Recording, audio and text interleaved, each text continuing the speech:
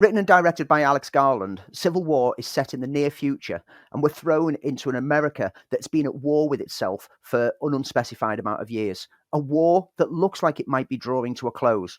California and Texas, for some undisclosed reason, joined forces to form the Western Forces, declaring internal war on the loyalist states that support the sitting president who's in his third term in office. The film focuses on renowned war photographer Lee Smith, played by Kirsten Dunst, who's planning to travel to Washington, D.C. with her colleague Joel, played by Wagner Moura, to interview the president, knowing full well that the closer that they get to the Capitol, the more dangerous it'll be for them, as the president has turned the nation against the press and they're seen as enemies of the states.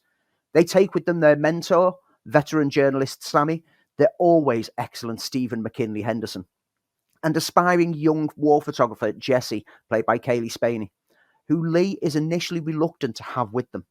As they travel across the states, they have short encounters in a few locations that the film uses to portray the different ways in which the everyday citizens have responded to the conflicts present around them. The smart thing about this film is that there isn't any hint as to what politics led to this civil war. We don't know whether the sitting president represents right or left-leaning parties, nor do we know what sparked the conflict. Having California and Texas combine to oppose, the left and the right together, further cements that this isn't a film about politics, but it is a film about war and what it does to the individual.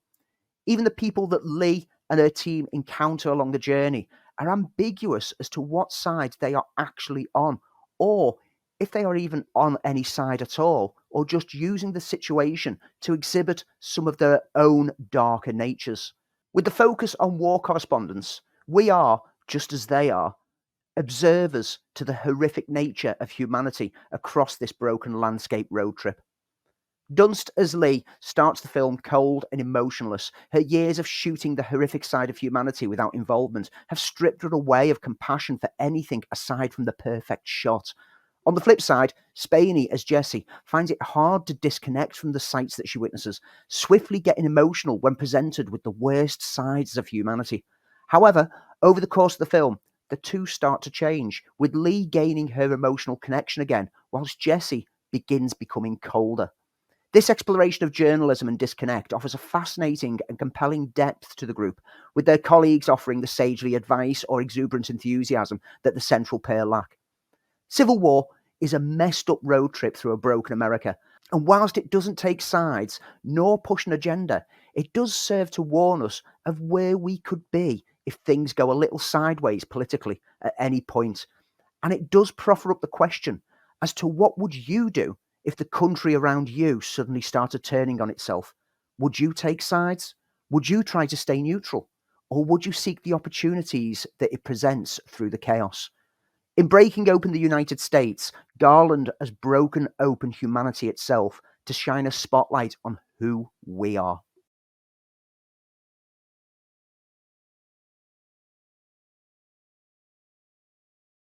Sam Taylor Johnson's biopic of the singer Amy Winehouse, whose meteoric rise to stardom was then hit with tragedy as addictions led to a far too early passing from this world, doesn't offer much insight into the singer that we didn't already know.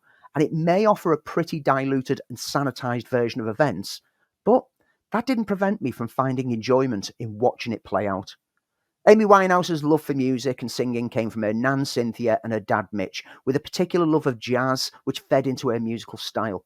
Picked up by Simon Fuller's 19 management, her first album Frank propelled her into stardom, and the follow-up album Back to Black cemented her as an icon in the industry, whilst her outspoken attitude and personal life captured the attentions of the press, seeking a story to splash across their front pages. In amongst the turmoil, she found the love of her life in Blake Fielder Civil, a love that would, according to the press, initiate the start of her tragic downfall. This film attempts to recontextualise that love story as the core element of Amy's story, and in doing so, humanises Blake, a person whose character has been demonised by the press throughout the years, and makes us understand why he meant so much to Amy. In the casting, Marissa Arbella looks the part. She has the swagger, she's got a spark of humour, and she can certainly lend her voice to some iconic tunes. She inhabits the presence of Amy Winehouse well enough to draw you in and make you care for the life being presented on screen. Jack O'Connell plays Blake as all charm and smarm, and he's shown as a troubled addict who, contrary to how the gutter press in the UK showed him, didn't engineer Amy's downfall or drag her kicking and screaming down with him in a spiral of drugs and loutish behaviour. Instead, he's lent a flawed human approach here. And whilst his cheeky chappy nature may still rub some folk up the wrong way, it's easy to see how Amy and him gelled so well. Eddie Marsan is a welcome addition to the cast as Mitch Winehouse, Amy's father, who supports her musical career whilst, as any father would, despairing at some of the life decisions that she makes.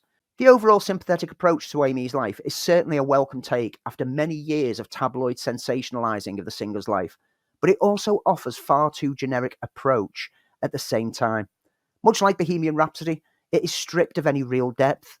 Facts are glossed over, and whilst you can't help but tap your toes at some of the wonderfully belted out tunes, you don't feel that you've actually learned anything about Winehouse's life of any value or substance. Sticking to the biopic formula, the overall effect is a film that entertains while watching, but feels somewhat lacking along the way.